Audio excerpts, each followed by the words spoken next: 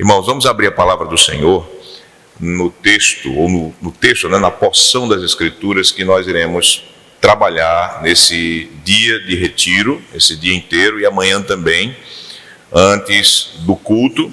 Nós teremos 4 palestras e vai ser dentro do tema bem-aventuranças. Então, abramos a palavra do Senhor em Mateus capítulo 5, versículos 1. A gente vai ler até o versículo de número 12. Tá bom? Então, nós vamos dirigir nossa atenção para Mateus capítulo 5, versículo 1 até 12. Diz assim a palavra do Senhor: Vendo Jesus as multidões, subiu ao monte, e como se assentasse, aproximaram-se os seus discípulos, e ele passou a ensiná-los, dizendo: Bem-aventurados os humildes de espírito, porque deles é o reino dos céus. Bem-aventurados os que choram, porque serão consolados. Bem-aventurados os mansos, porque herdarão a terra. Bem-aventurados os que têm fome e sede de justiça, porque serão fartos.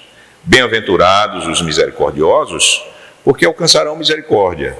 Bem-aventurados os limpos de coração, porque verão a Deus. Bem-aventurados os pacificadores, porque serão chamados filhos de Deus.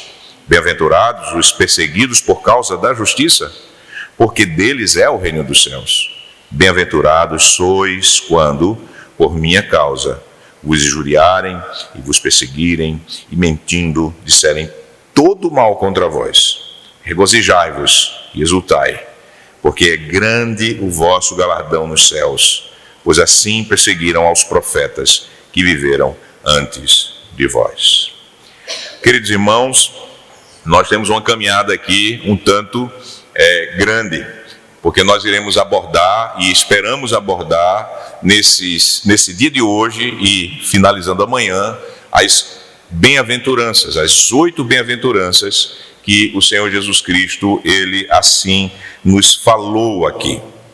E eu preciso fazer algumas informações, trazer algumas informações necessárias para que nós possamos caminhar nesse alvo. Nós devemos entender que essas bem-aventuranças, elas fazem parte do grande sermão da montanha, ou grande sermão do monte que Jesus Cristo, Ele proferiu na abertura do seu ministério terreno. Esse sermão, ele começa no capítulo 5 e ele vai até o capítulo 7. Então você tem que ter na mente essa realidade de que as bem-aventuranças, elas fazem parte desse grande sermão de Jesus. Uma outra coisa que você deve prestar atenção e estar na sua mente, no seu coração, é que Jesus Cristo, ele está falando e ele está proferindo um sermão pactual. Uma pregação pactual. E o que seria uma pregação pactual? A pregação pactual é quando Deus, por meio de um arauto, ele fala ao povo de Deus. Ele não está falando a pagãos, ele não está falando a pessoas fora da aliança, ele está dirigindo a sua palavra ao povo da aliança. Então isso é uma pregação pactual. Algo que nós devemos sempre ter cuidado de praticar. Porque uma coisa é você pregar para pessoas pagãs, pessoas que não estão ligadas a Jesus Cristo, pessoas que não fazem parte da aliança porque elas não foram adotadas pelo Senhor, elas não receberam do Senhor a remissão dos pecados, elas não desfrutam do Espírito Santo, ou seja, elas não são pessoas formalmente ligadas a Cristo pelo santo batismo. Jesus Cristo aqui, ele está falando ao povo da aliança. Nós, como pregadores, também devemos ter esse cuidado, que quando nós estamos com o povo de Deus, como aqui nós estamos aqui, no domingo ou em qualquer outro momento, e ministrando a palavra, nós devemos ter esse direcionamento e essa natureza pactual da pregação. Então Jesus, ele fez isso, como antes dele, você vê Moisés fazendo, você vê os profetas fazendo, quando estão se dirigindo à igreja. Depois de Jesus, os apóstolos pregando, eles estão praticando uma pregação pactual. Então, tudo que nós vamos ouvir aqui vai partir dessa natureza pactual da pregação. Então, significa dizer que todas as exposições, aplicações que serão ministradas aqui, é levando em consideração que você é um crente, que você foi batizado por meio de Jesus Cristo, melhor, pelo Espírito Santo, no corpo de Cristo, você foi adotado por Jesus, você tem a remissão dos pecados, você tem o Espírito Santo. Em resumo, você foi batizado em nome do Pai, do Filho e do Espírito Santo, está ligado a Jesus. Você não é um pagão, certo? Se há pessoas que não professaram Jesus Cristo e não estão batizadas em Cristo Jesus, no corpo de Cristo, estão aqui pegando um bigu, como se diz no Nordeste, né? Estão aqui como visitantes, como gentios no meio do Israel de Deus, que é a igreja do Senhor aqui reunida. Beleza? Então tenha isso na sua cabeça. Então, quando nós partimos desse princípio, que a pregação de Jesus, ela é uma pregação pactual, nós vemos já na introdução do texto. Porque veja, no capítulo 5, versículo 1, diz assim: vendo Jesus as multidões, subiu ao monte, e como se assentasse, aproximaram-se os seus discípulos, e ele passou a ensiná-los, dizendo... É pactual a pregação. O texto está falando que Jesus ele viu as multidões. Que multidões eram essas? As multidões que vinham de todos os lugares, que Jesus já estava ficando famoso, porque alguém diz que chegou um homem que está manifestando milagres, está manifestando poderes, está pregando como ninguém nunca pregou, e parece que esse cara é o Messias. Então multidões chegaram até ele. Ora, Jesus ele sobe no monte, e isso não é à toa. Vocês sabem, quando o Senhor ele entregou as palavras da aliança, foi também num monte. Um monte chamado Sinai. Isso não é à toa que o Espírito Santo ele conduz a história para que o Filho de Deus ele esteja em um monte, possivelmente no pé do Monte das Oliveiras.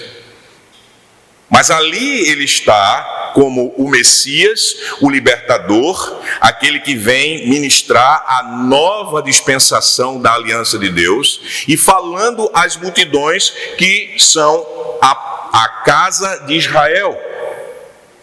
Ele sobe ao monte e ele, como se assentasse, isso significa um modo de descrever como um mestre, aquele que se assenta para ensinar, como se assentasse, ele passou a ensinar os seus discípulos e a multidão. Os discípulos que se aproximaram dele, inicialmente ali ele já estava formando o seu apostolado, como também aqueles que eram seus alunos, discípulos, e ele passou a ensiná-los. Então, dentro dessa introdução, você já vê que Jesus Cristo, ele se interessa a falar primeiramente à igreja. Porque quem é a igreja? A casa de Israel. Nessa época a igreja eram os judeus. Hoje nós sabemos muito bem que a igreja é tanto Israel segundo a carne, convertido a Cristo, como também nós que somos gentios, talvez algum judeu por aqui tenha, mas mais bem abençoado porque está em Cristo. Nós que estamos em Cristo, gentios, anexados à oliveira, ao povo da aliança, e ali fazemos parte do povo do Senhor. Então, o que ocorre? Jesus Cristo está falando a nós, Jesus Cristo está falando ao povo da aliança. Então, você já entendeu que quando nós estamos trabalhando o sermão do monte, nós estamos trabalhando um sermão o quê? Pactual.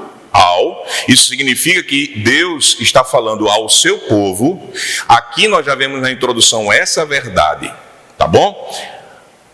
Como um sermão pactual, ele está baseado em quê? Na aliança, eu já falei isso. E como um sermão pactual, nós podemos dividir o grande sermão do monte em 3 divisões. A primeira divisão são as bem-aventuranças, certo? A primeira divisão é o quê? São as bem-aventuranças. A segunda divisão são os mandamentos pactuais, que você vai encontrar em Mateus capítulo 5, 13 até o capítulo 7, versículo 23. Então você note que Jesus Cristo ele vai pegar a lei e ele vai começar a explicar e aplicar a lei ao seu povo. Como Moisés ele fez, ele pegou a lei no Monte Sinai. Jesus Cristo está aqui agora como libertador, ele ensinando a lei que ele mesmo, pelo Espírito dele, deu a Moisés. Então ele explica, ele aplica a lei como ninguém jamais fez antes. Então é a segunda divisão do grande Sermão do Monte, a explicação dos mandamentos. Você vai ver, ele vai explicar a primeira tábua da lei e a segunda tábua da lei. Alguns mandamentos ele vai abrir, vai expor de modo mais claro. Por exemplo, ele vai falar do 5º mandamento, ele vai falar do 6º mandamento, ele vai falar do 7º mandamento, e outros implicitamente vão estar ali dentro. Mas ele vai expor os deveres que nós temos, primeiramente, mais ligados e diretamente ligados a Deus, a primeira tábua, como não terás outros deuses diante de mim. Ele vai falar sobre Mamon, por exemplo, ali está falando do 1º mandamento. E depois ele vai falar sobre a segunda tábua, que são os mandamentos mais direcionados e ligados a quem? Ao nosso dever para com o próximo. Então essa é a segunda divisão. E qual a terceira divisão da lei, do Sermão do Monte? É a parábola dos dois construtores, que você vai encontrar lá no capítulo 7, versículo 24 a 27, onde você tem as sanções do pacto.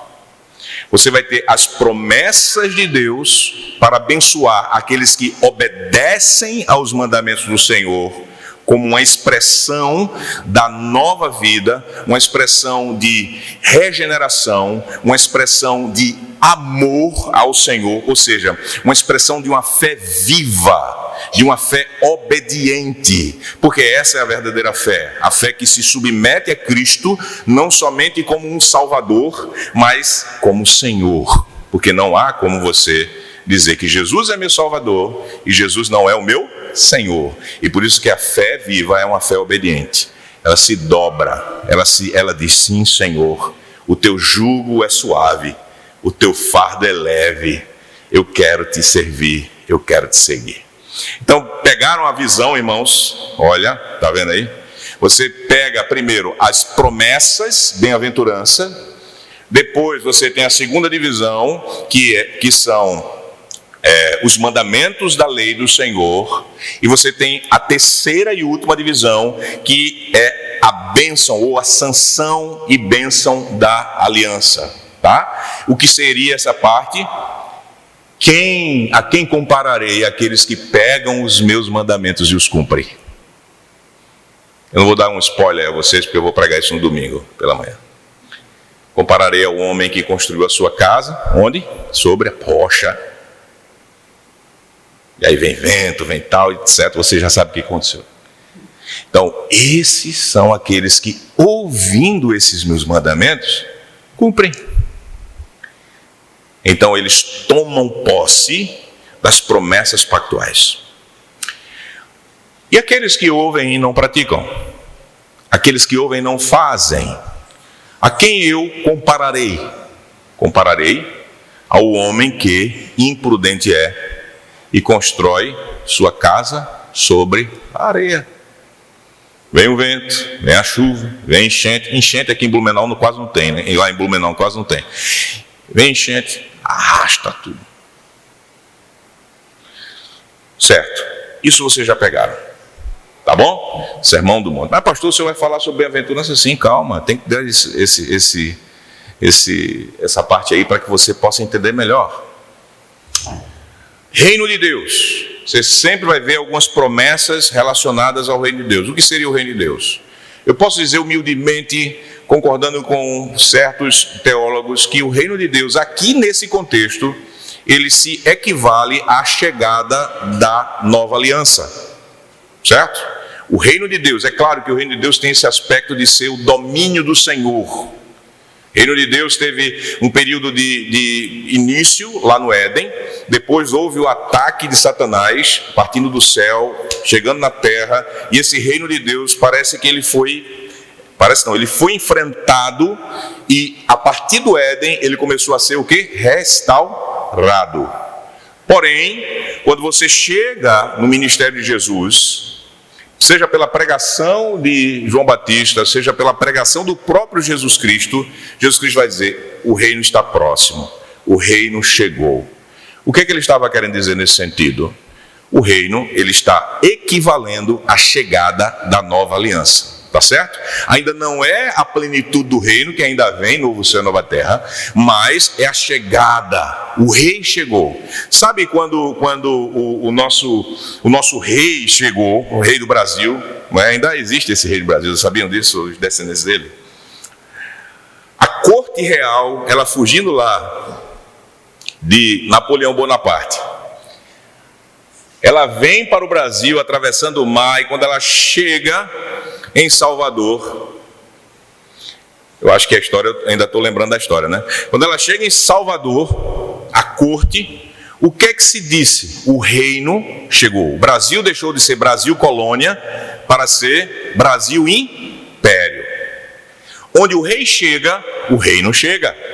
Então é nesse sentido, tá certo? Então você coloque isso também na cabeça, que quando nós estivermos trabalhando sobre o reino de Deus e o Senhor estiver falando dos bem-aventurados, das bem-aventuranças, das promessas, quando falar em reino, pensa: nova aliança, tá? Nova aliança, chegou a nova aliança. Estamos ainda na linha ainda do tempo? Estamos ainda todo mundo acordado aí? Só são 16 minutos, tá? Até agora. Estamos só dando a introdução da coisa. 16 minutos. Tá. Então, vamos lá. Quando eu falar da bem-aventurança, eu estou falando das bem-aventuranças ou dos bem-aventurados, eu estou falando da parte da pregação pactual relacionada à promessa. A gente vai se limitar a essa realidade. Por isso que há essa relação maravilhosa dentro das Escrituras. Quando nós olhamos para bem-aventuranças, nós pensamos reino, aliança ou pacto e promessas. Tá bom? A gente vai avançando aqui. Reino dos céus, como nova aliança, a sua forma de reino, isso é, o reinado redentor e julgador de Cristo Jesus. Aliança, a gente está falando da relação mútua entre Deus e o seu povo, com promessa.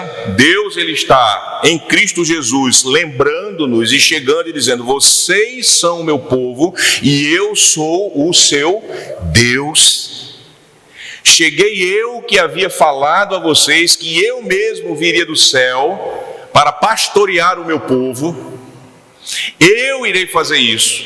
Então, Deus, ele está lembrando em Cristo essa relação de aliança, essa relação pactual, Deus e o povo, trazendo a promessa. E as bem-aventuranças, elas são a formulação em linguagem profética da promessa da aliança agora cumprida no reino, na nova aliança. Estão descrevendo para nós a realidade daquilo que somos em Cristo, como povo ligado a Cristo, formalmente ligado a Cristo mediante o batismo e tomando as posses daquilo que o Senhor, ele fala para nós no batismo, tomando posse disso mediante a fé. Mediante a fé. Então veja como é maravilhoso você chegar a essa abordagem das bem-aventuranças, especialmente nos dias de hoje. Porque nos dias de hoje, mesmo no meio reformado, existe aquele ranço, sabe, do dispensacionalismo. As pessoas olham para o Antigo Testamento e dizem: aquilo é lei, lei. Novo Testamento, aqui é o Evangelho, Evangelho. Devemos tomar muito cuidado. Dentro de uma visão pactual, nós não podemos ver uma oposição entre evangelho, bem-aventurança e reino, e lei. Não podemos ver uma oposição antagônica ou um ou outro entre antiga e nova aliança. Tem continuidades, tem descontinuidades, mas não há inimizade. Tudo que nós vemos de Gênesis a Apocalipse, você vê se unindo em um único pacto, agora consumado no reino dos céus, em que o reino messiânico, ou melhor, o rei messiânico, anuncia para nós, abre o seu ministério terreno, trazendo-nos logo de cara as bem-aventuranças. Quem são os bem-aventurados?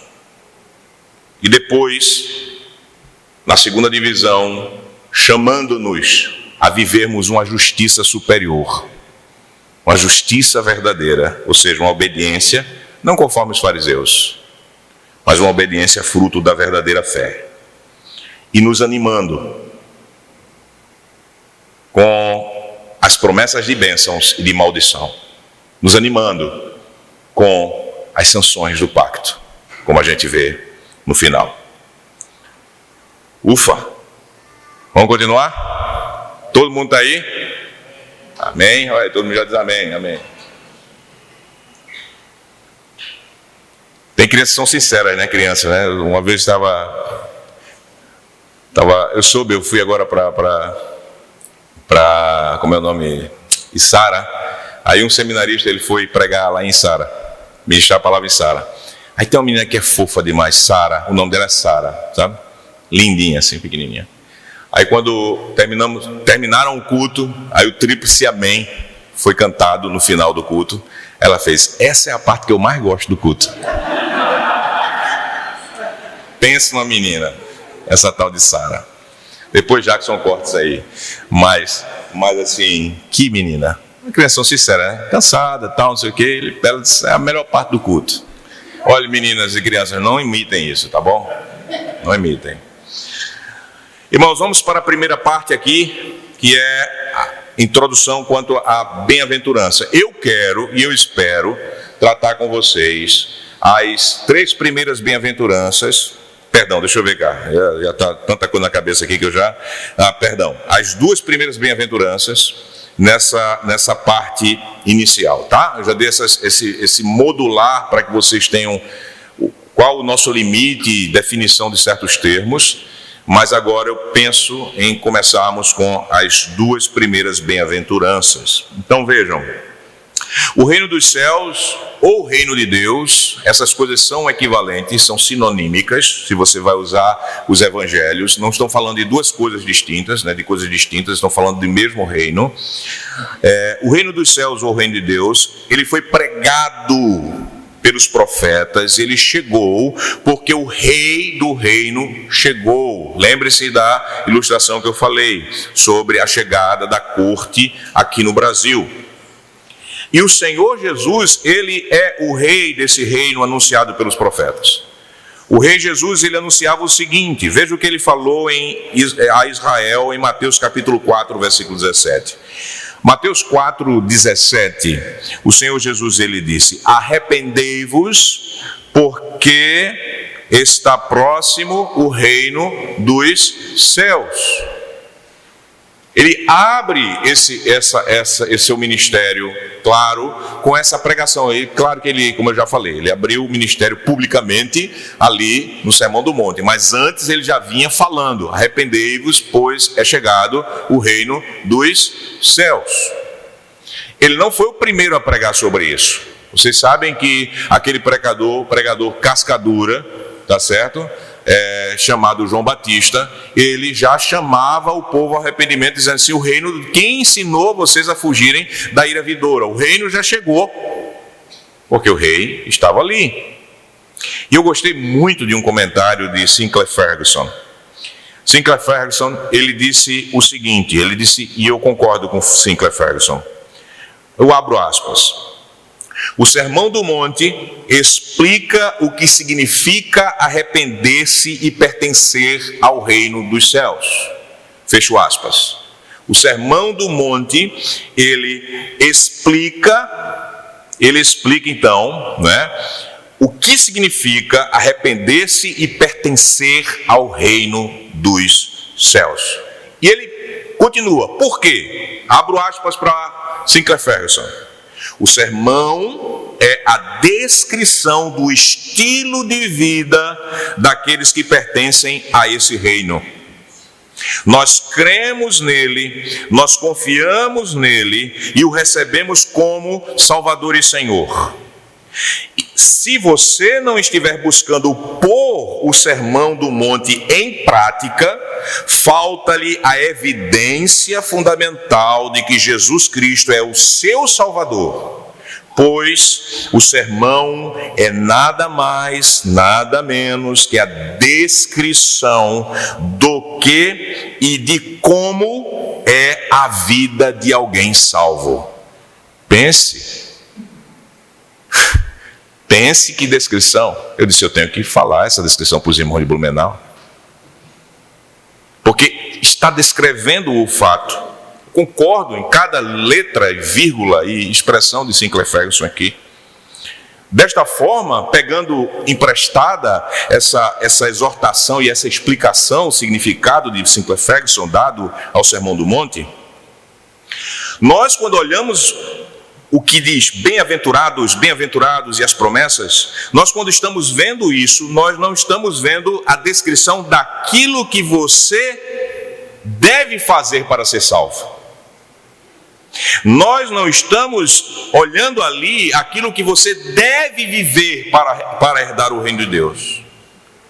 Nós não estamos vendo aqui um condicionante, como se você continuar a viver assim, assado, você será um súdito de Cristo. Não.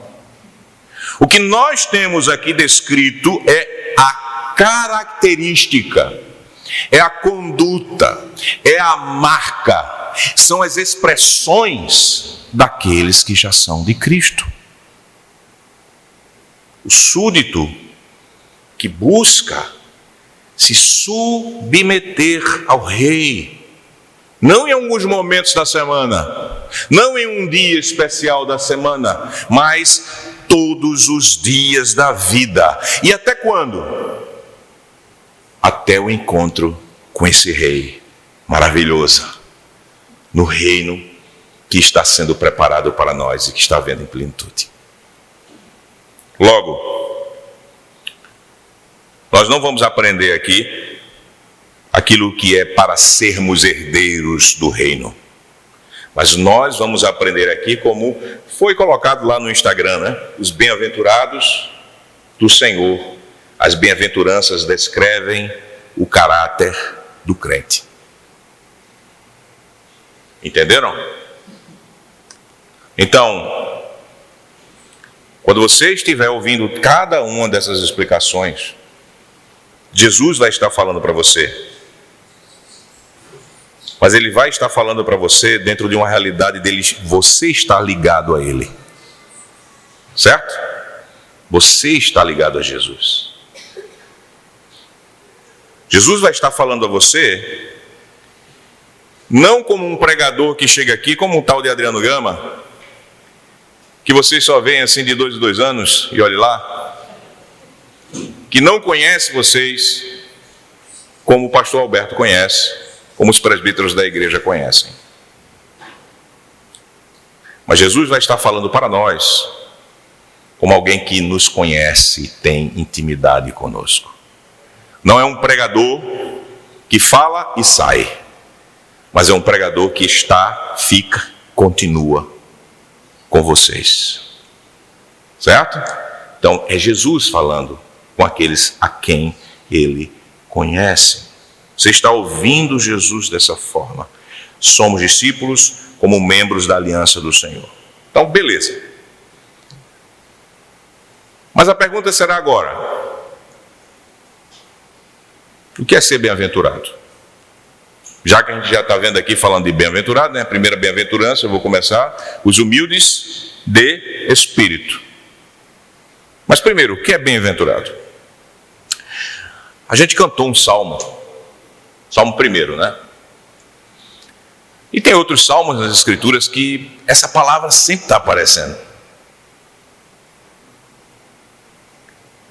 Salmo 1, versículo 1 e 2 diz assim: bem-aventurado o homem que não anda no conselho dos ímpios, não se detém no caminho dos pecadores, nem se assenta na roda dos escarnecedores. Antes, pelo contrário, o seu prazer está onde? Na lei do Senhor. E na sua lei ele medita de dia e de noite. Bem-aventurado, puxa, eureka! Chegamos, uma palavra, lá no Antigo Testamento. Quando você pensa no Salmo 32, por exemplo, Salmo 32, os primeiros textos do Salmo 32 dizem o quê? Bem-aventurado aquele cuja iniquidade é perdoada. Bem-aventurado aparece de novo. Bem-aventurado o homem a quem o Senhor não atribui iniquidade. Bem-aventurado de novo. Sim, é. Quando você abre o Salmo 119, versículo 1 e 2. O que é que tem lá? Salmo 119, 1 e 2. Bem-aventurados os irrepreensíveis no seu caminho, que andam na lei do Senhor. Bem-aventurados os que guardam as suas prescrições e o buscam de todo o coração, não praticam a iniquidade e andam nos seus caminhos, nos caminhos do Senhor. Bem-aventurado de novo. Salmo 128, versículo 1. O que é que diz o Salmo 128, versículo 1? Bem-aventurado aquele que teme ao Senhor e anda nos seus caminhos. Então, meus queridos irmãos, falarmos de bem-aventurados ou bem-aventuranças é falar a linguagem do pacto. Jesus, mais uma vez, nos lembra isso. É falarmos a linguagem da aliança. Então é comum o que Jesus está falando. Não é uma doutrina nova, não é uma instrução que o povo de Deus nunca tinha ouvido, não. Os salmos estavam no culto do povo de Deus, no templo. O salmo estava no culto do povo de Deus, na sinagoga. Eles estavam cantando isso. E Jesus agora chega com as mesmas palavras, falando de bem-aventurados e bem-aventuranças. Bem-aventurados e bem-aventuranças. Conforme a linguagem da aliança, bem-aventuranças tem a ver com bênçãos, tem a ver com felicidade. E bem-aventurado tem a ver com ser abençoado e ser feliz. Anote aí. Bem-aventurado tem a ver com ser abençoado e ser feliz. É aquele que prova o shalom de Deus. A gente vai ver isso lá nos pacificadores. Mas aqueles que provam o shalom, ele está muito bem abençoado, ele está feliz. E essas bênçãos e felicidade são usufruídas por causa do relacionamento gracioso de amor com o Senhor, que nos leva, por consequência, a sermos fiéis à aliança. Vocês notaram isso? Em todas as bem-aventuranças que a gente leu nos Salmos, tinha tudo a ver com lei. Bem-aventurados os que praticam, bem-aventurados os que meditam, bem-aventurados os que andam no caminho. Tem tudo a ver com lei. Por quê? Porque a obediência não é nada mais, nada menos do que a expressão de amor. E isso reporta-nos à criação.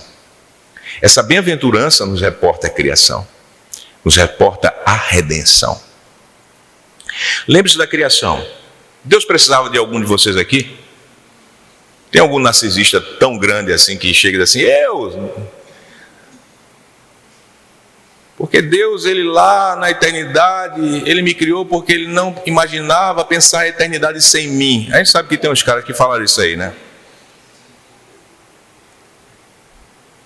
Narcisismo satânico da pesada. Mas quando Deus criou eu e você, ele não criou para quem precisava da gente. Ele criou por bondade, por graça, por amor.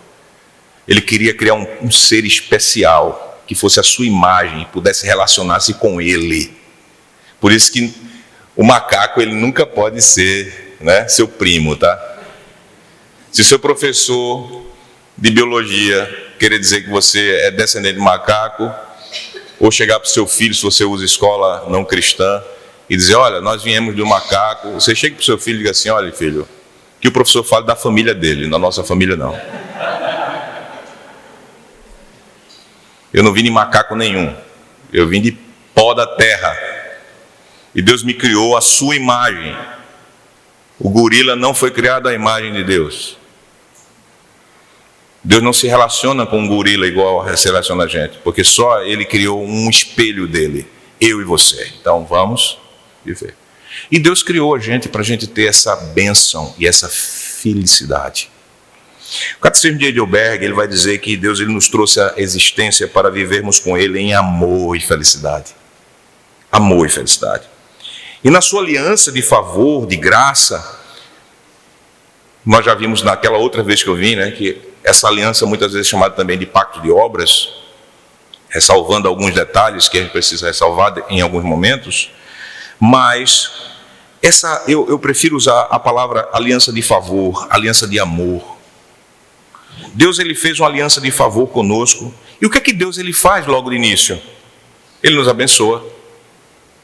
Vocês já notaram isso? Ele já começa nos abençoando para dizer que a gente ele nos criou para sermos bem-aventurados. Veja Gênesis capítulo 1. Gênesis capítulo número 1. Gênesis capítulo número 1. Versículo de número 20 e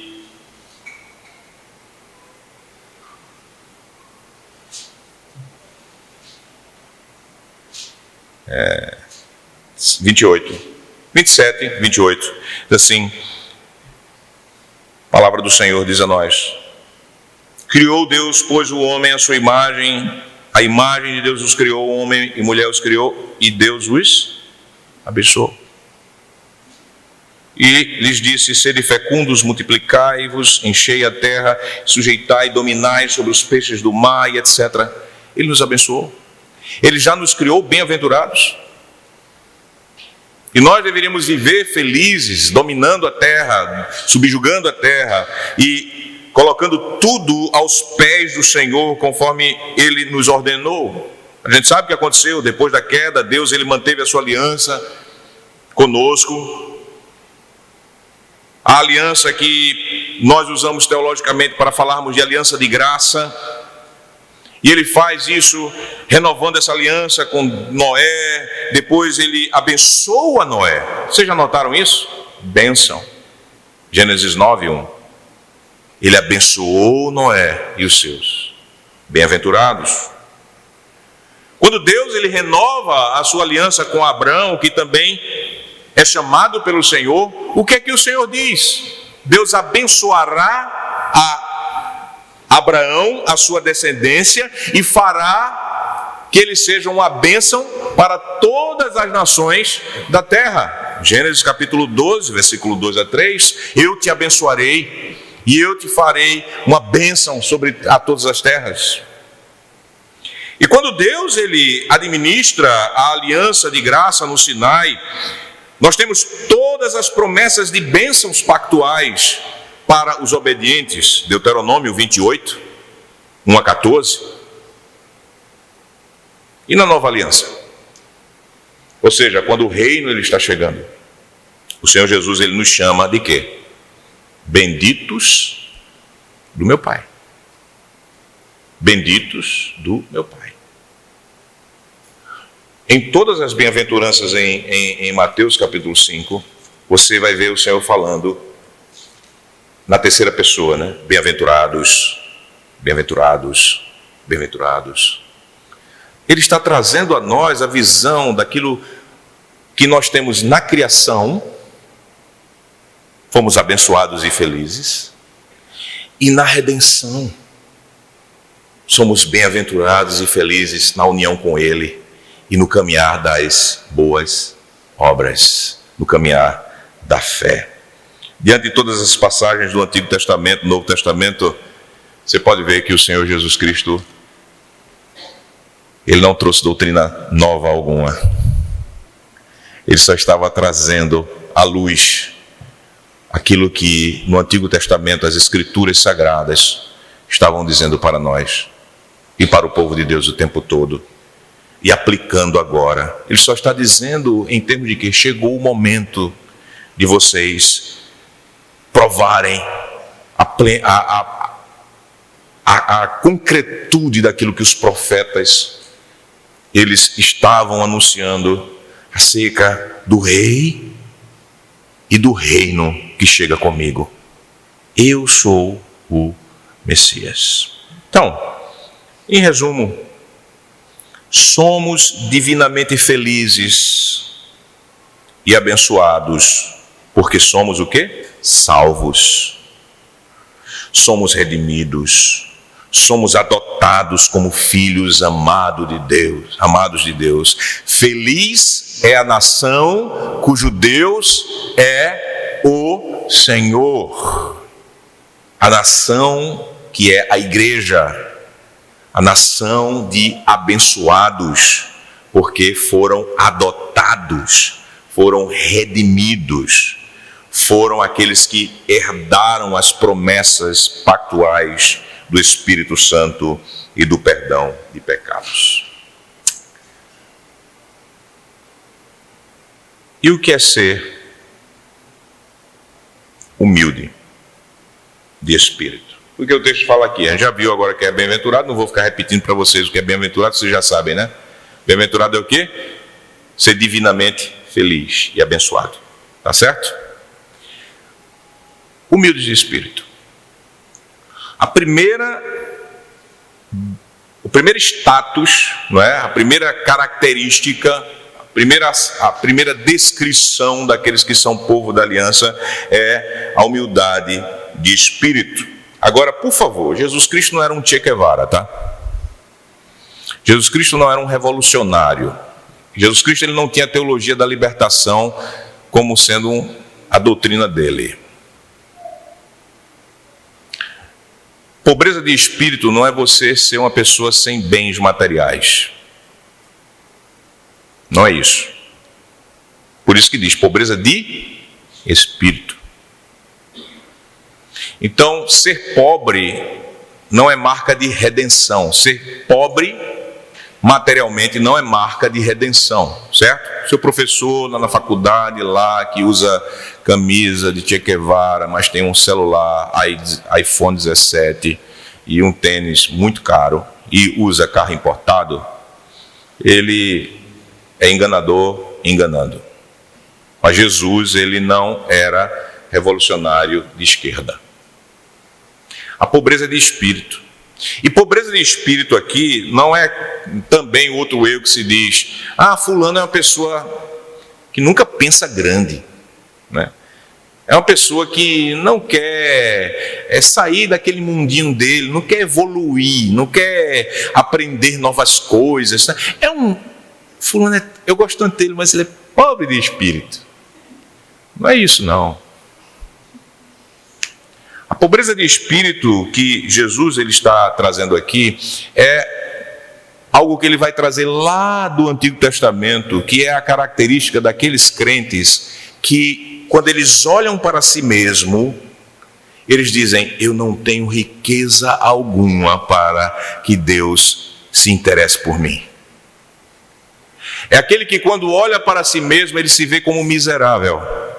É aquele que quando olha para si mesmo, ele não vê mérito, ele não vê obras, ele não vê nada que ele possa entregar a Deus e Deus dizer, tome o salário da salvação. É aquele que diz assim, eu sou pobre e miserável pecador. Senhor, salva-me por tua justiça. Vocês entenderam? E eu falei a vocês que isso tem a ver com o Antigo Testamento. Vamos ver uma passagem do Antigo Testamento, que eu sei que vocês são crentes bem instruídos, Deus deu ministros, deu presbíteros que instruem vocês, então eu não vou ficar falando muito sobre as passagens, mas vocês podem anotar. Por exemplo, Salmo 34, versículo 6, ele vai falar do pobre e do aflito. Salmo 34, 6. Vai falar do pobre e do aflito. Quem é esse pobre e aflito no Salmo 34, 6? É aquele que confia e clama ao Senhor por socorro. Clamou este aflito e o Senhor o ouviu e o livrou de todas as suas tribulações. Salmo 40, versículo 17. Salmo 40, versículo 17, o pobre ou humilde é o crente que espera no Senhor, ele se considera assim como pobre e necessitado, e ele confia que o Senhor se compadece e cuida dele, porque está escrito, eu sou pobre e necessitado, porém o Senhor cuida de mim. Tu és o meu amparo e o meu libertador. Não te detenhas, ó Deus meu. Salmo 69, versículo 32 e 33. No Salmo 69, 32 e 33, os pobres são também os aflitos que buscam somente em Deus como seu refúgio e salvação. Diz assim: vejam isso os aflitos e se alegrem. Quanto a vós outros que buscais a Deus, que o vosso coração reviva, porque o Senhor responde aos necessitados e não despreza os seus prisioneiros. E aí, você pode entender, por exemplo, Isaías capítulo 61. Isaías, o profeta messiânico. E esse texto foi falado por Jesus. Jesus disse, se cumpriu, quando ele estava pregando na sinagoga em Cafarnaum. Ele se cumpriu. Veja o que é que o Espírito de Deus, ele fala sobre essa aspiração do Messias que vem. O Espírito do Senhor, Isaías 61, versículo 1. O Espírito do Senhor está sobre mim, porque o Senhor me ungiu para pregar boas novas aos quebrantados, aos pobres de espírito. Enviou-me a curar os quebrantados de coração, a proclamar a liberdade aos cativos e a pôr em liberdade os algemados, a apregoar o ano aceitável do Senhor e o dia da vingança do nosso Deus e a consolar todos os que choram. Você vai conseguir fazer as ligações com as bem-aventuranças. Só nesse texto você vai conseguir ver. E a pôr os que em Sião estão de luto uma coroa em vez de cinzas, olhos de alegria em vez de pranto, veste de louvor em vez de espírito angustiado, a fim de que se chamem carvalhos de justiça plantados pelo Senhor para a sua glória. O ungido de Deus, ele vai trazer essa salvação aos quebrantados, aos pobres, aos humildes de espírito. Veja que ali na bem-aventurança, quando Jesus estava pregando essas palavras no Sermão do Monte aos seus discípulos, aquela multidão, eles iam ficar, rapaz, chegou a salvação esperada. Como Deus é fiel. E os humildes de espírito diziam, Senhor, como tu não te esqueces da tua promessa. Chegou o tempo, Senhor, eu que era pobre e necessitado, eu que não tinha coragem nenhuma de olhar para o céu e dizer, Senhor, eu fiz isso, fiz aquilo. Não, eu olhei para o céu e disse, Senhor, pequei contra o céu diante de ti, não sou digno de ser chamado filho teu. Essa é a essência do humilde de espírito. Alguém que olha para si mesmo e diz, estou perdido, preciso de um Salvador que está fora de mim.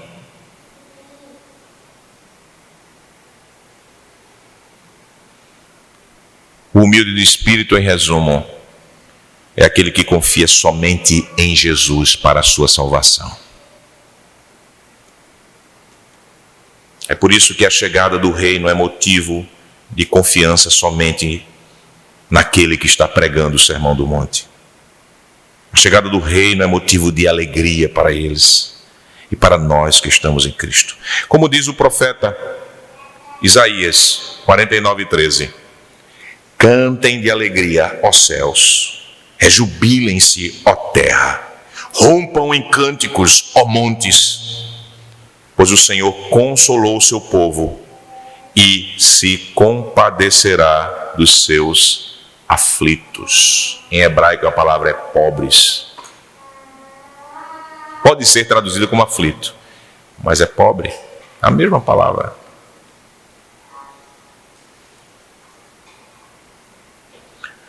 Você faz parte do povo pactual de Deus. Não tenho dúvida disso. Se você está ligado ao Senhor formalmente pelo seu batismo, você está ligado a Cristo. Paulo, ele falou isso para os romanos. Ele diz: como vocês que foram batizados, ou seja, ligados a Cristo e unidos a Ele assim, na sua morte e na sua ressurreição, podem viver em pecado? Ele não vai dar esse disclaimer. Ele vai dizer: você está ligado a Cristo como batismo. Eu já estou dando um disclaimer aqui, falando de formalmente. Mas eu quero perguntar a você: como você se olha diante de Deus? Às vezes nós somos tentados, mesmo nós que ouvimos todo domingo, toda exortação, toda instrução, de dizer: você foi salvo somente pela graça. Mas a gente é gente que sempre tem fraqueza em fé. E possa ser que você em algum momento ache assim: rapaz, a salvação é pela graça, né? Mas eu não sou tão pecador do que aquele irmão, viu? Pense no irmãozinho. E você começa a se olhar para si mesmo e dizer assim: tem alguma virtude em mim melhor do que ele? Eu acho que na fila do pão do céu eu estou na frente dele.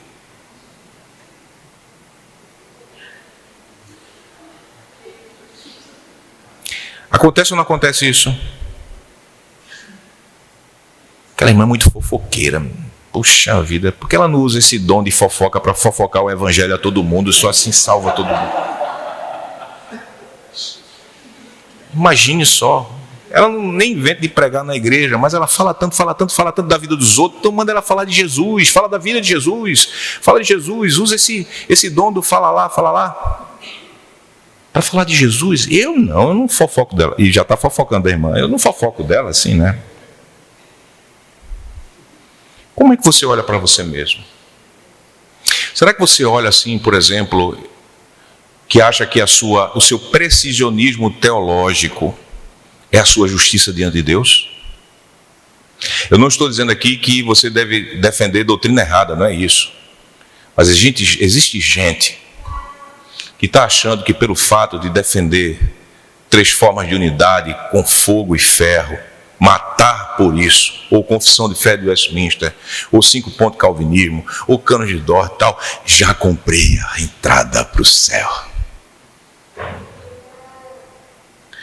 Você acha mesmo que o nosso santo irmão Agostinho, ele foi salvo pelo precisionismo teológico dele? Vai ler as histórias de Agostinho, você vai dizer: rapaz, ele orava assim a quem? A Maria. Não conta a ninguém. Precisionismo teológico não é sua justiça diante de Deus. Mas o meu culto, princípio regulador, de cima para baixo, já sobe para o céu, nem os anjos têm esse culto. Então Deus ele aceita o meu culto porque eu cumpro o princípio regulador. Você é miserável. Em você mesmo você só tem trapos de imundícia. Você não tem condição alguma. Se você achar que porque você é menos pecador do que o irmão A ou B, ou do que qualquer aqueles pecadores que não estão ligados a Cristo, se você achar que você tem algum pedacinho do céu por causa de alguma riqueza moral ou legalista que você tem, você precisa se arrepender desse pecado, porque você não está vivendo conforme a aliança. Você não está vivendo aquilo que Cristo falou: bem-aventurados os humildes de espírito, porque são estes que são herdeiros do reino dos céus. Essa pregação não era uma pregação para a tortura daqueles que esperavam o reino, era tortura para os fariseus, porque achavam que eles não eram doentes, mas sãos. Não achavam-se ricos, mas não se achavam pobres, mas se achavam ricos. Se achavam que tinha a herança de Abraão, porque eram descendentes segundo a carne e não segundo a fé. Por favor, meus irmãos, mantenham-se naquilo que o Senhor chama e que vocês são: humildes de espírito.